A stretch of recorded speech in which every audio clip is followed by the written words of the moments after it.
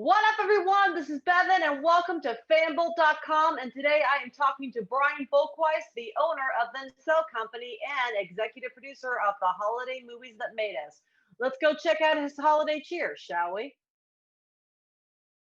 Well, let's talk about a really great group called the Holiday Movies That Made Us. So it's a companion piece to the movies that made us, even though you did have a holiday movie in the original movies that made. Actually, you had two holiday movies in the I would original argue movies that too. made us.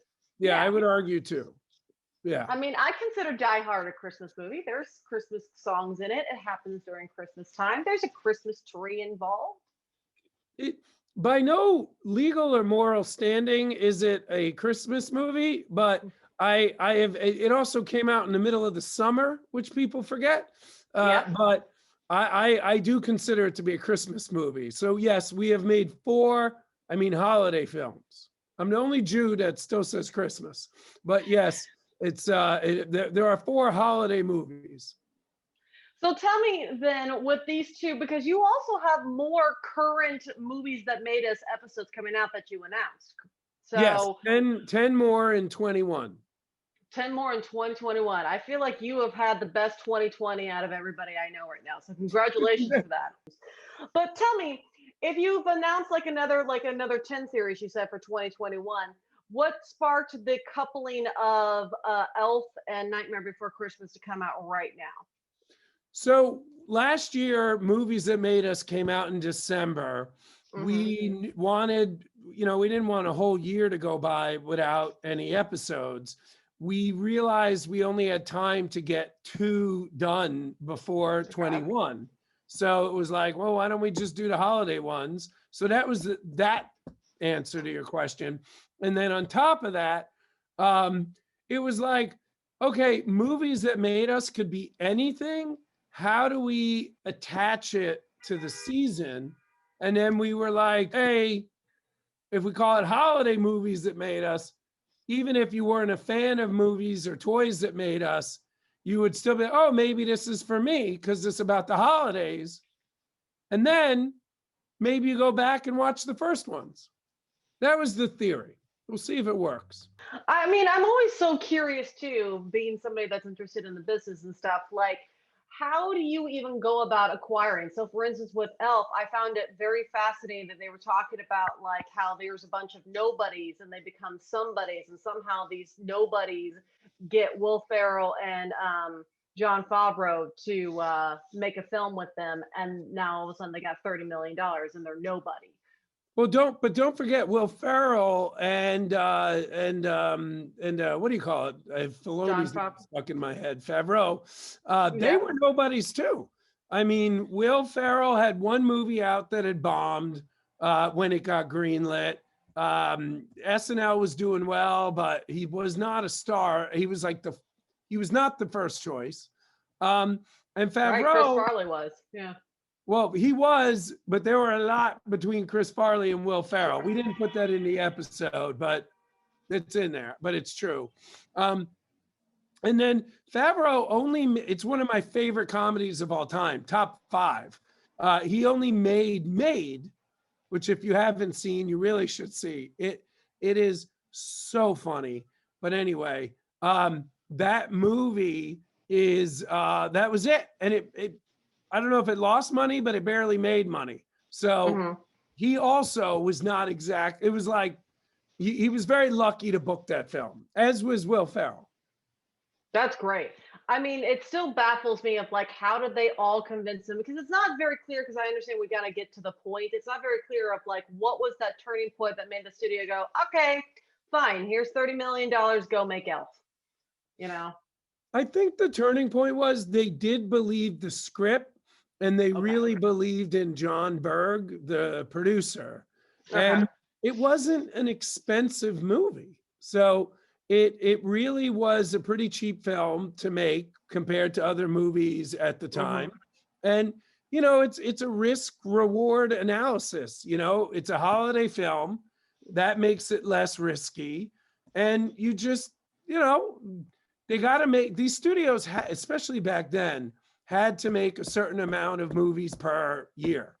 So at some point, what tends to happen is like you're getting towards the end of a quarter and you've only greenlit 2 movies and you need to greenlight 4.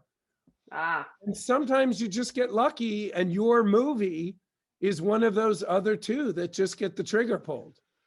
that's really fascinating. So, in terms of like getting like movies greenlit for you, in terms of the movies that you're chosen to do these movies that made us in holiday movies, what's the process that you have to go through to get the green light to be like, yeah, you can make Elf, you'll make and all that stuff.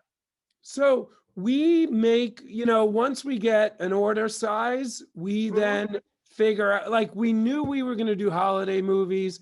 We knew we were going to do horror movies. Hmm. So we just sent them a bunch of movies, lists of those categories. Okay. Then we added a lot of other movies because we knew we were making 12. So I always try and put together a list that, it's for everybody. So like RoboCop and Aliens are for you and me. Pretty Woman, I love that. It's going to be one of my favorite episodes, but Uh-huh. I've seen RoboCop probably 500 times. I've seen Pretty Woman probably 8 times. Right. So we just try and put together a list that, it'll appeal to everybody. We send the list to Netflix. Netflix does research on how well those movies did on Netflix. So they cut it down.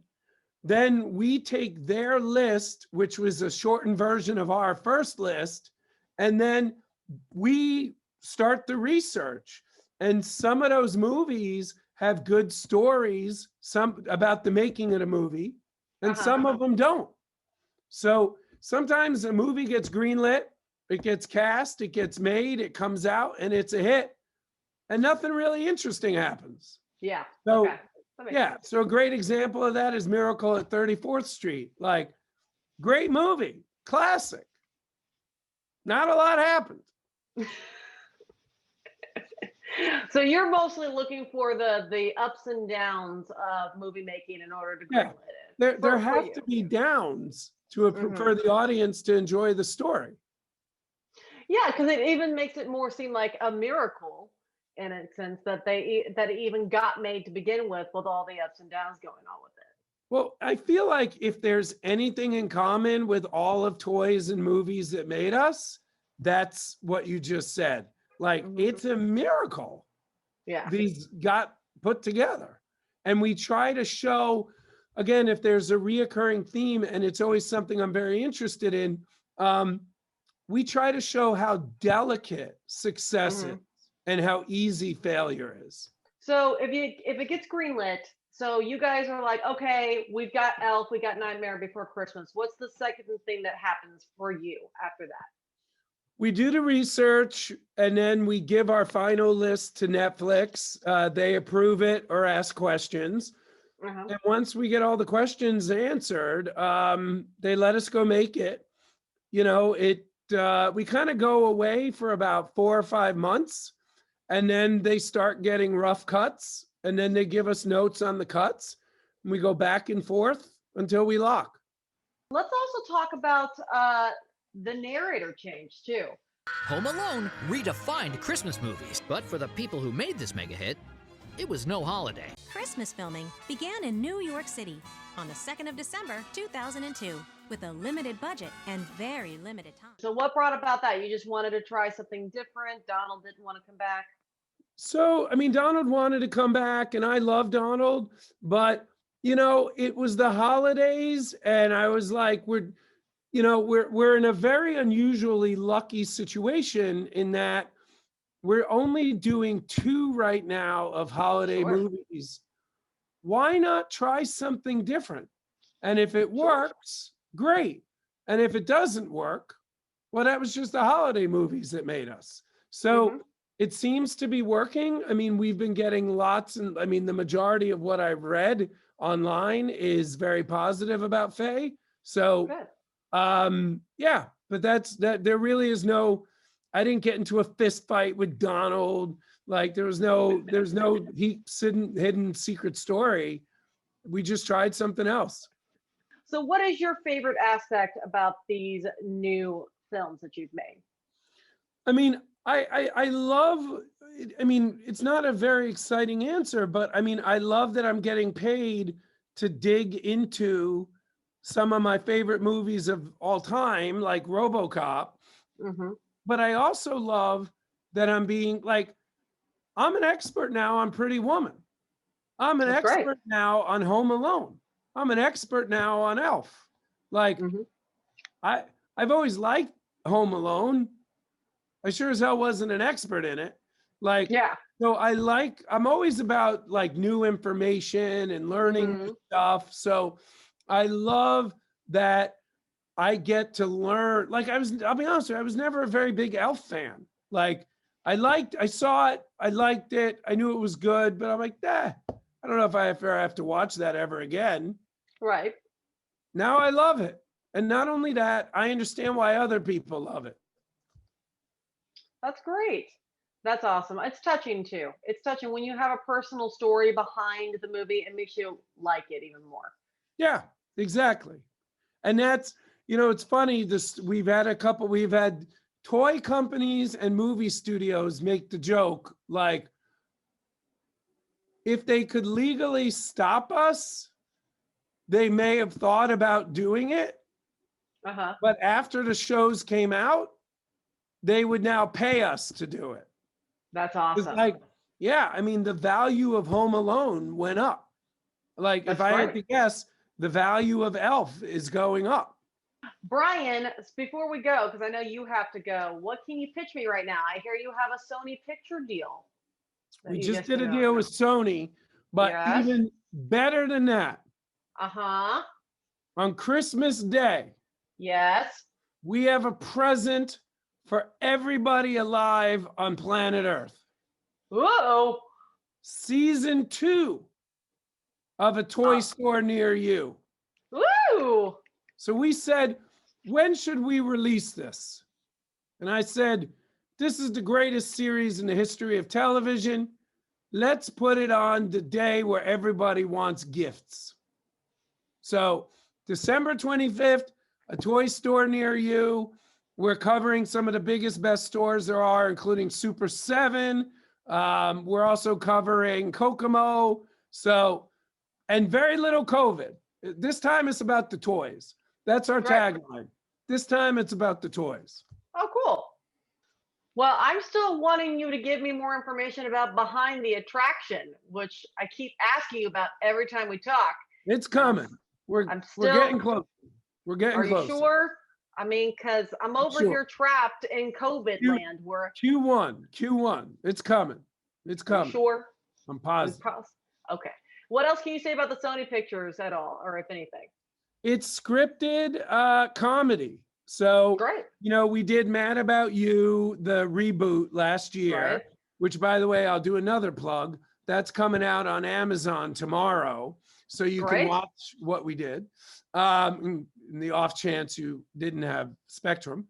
And then, and it was such a great experience. They and us wanted to do more together. So that's where it came from. Congratulations. Thank you. Cool. Well, I know that you have to go, but before we leave, tell everybody at home where we can find you on the social channels. I mean, basically Instagram. That's what I always say. I never check Twitter really. So Brian Bokweiss at Instagram or something like that. But it's my name. So Great. Does Holidays have an Instagram account? it's on our Toys Nacelle page. We just do everything through Toys Nacelle. Toys Nacelle. So the Nacelle Company Instagram account. Exactly. Excellent. Excellent. All right. Well, then I will release you into the cosmos until I bother you again.